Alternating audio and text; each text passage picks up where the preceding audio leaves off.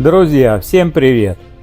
Изготовили и сегодня установили металлический каркас для лестницы, так называемые ломаные косауры из профильной трубы сечением 80 на 40, толщина стенки 3. Далее будем изготавливать и устанавливать ступени и подступенки из ясеня.